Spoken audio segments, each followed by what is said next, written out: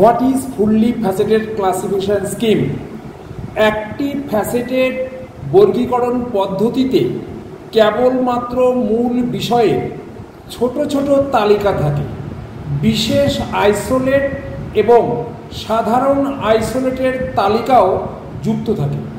এছাড়াও বিদ্যমান আইসোলেটগুলোকে আরও নিখুঁত করতে বা নতুন আইসোলেট প্রস্তুত করতে কিছু ডিভাইস থাকে।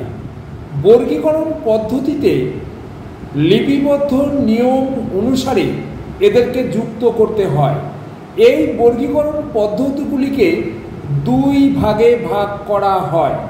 নাম্বার 1 রিজিডলি ফ্যাসেটেড ক্লাসিফিকেশন এবং নাম্বার 2 ফ্রিলি ফ্যাসেটেড ক্লাসিফিকেশন। নাম্বার 1 রিজিডলি ফ্যাসেটেড বর্গীকরণ পদ্ধতিতে ফ্যাসেটগুলো এবং তাদের সাইটেশন ক্রম নির্দিষ্ট থাকে এবং ফ্যাসেট ফর্মুলাও পূর্ব নির্ধারিত থাকে।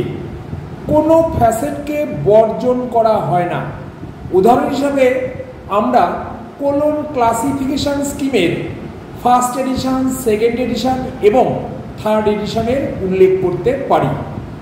দ্বিতীয়ত, ফ্রিলি ফ্যাসেটেড ক্লাসিফিকেশন পদ্ধতি কিছু শর্ত এবং নীতির উপর ভিত্তি করে প্রস্তুত করা হয়েছে। এই ক্ষেত্রে কোনো অনমনীয় এবং পূর্ব নির্ধারিত ফ্যাসেট ফর্মুলা থাকে না। প্রতিটি বিষয়ের নিজস্ব ফ্যাসেট ফর্মুলা থাকে এবং ফ্যাসেট বিশ্লেষণ ও সংযুক্তিকরণের মাধ্যমে বর্গীকরণ সংখ্যা প্রস্তুত করা হয়। এই পদ্ধতির অপর নাম অ্যানালিটিক্যাল সিনথেটিক ক্লাসিফিকেশন।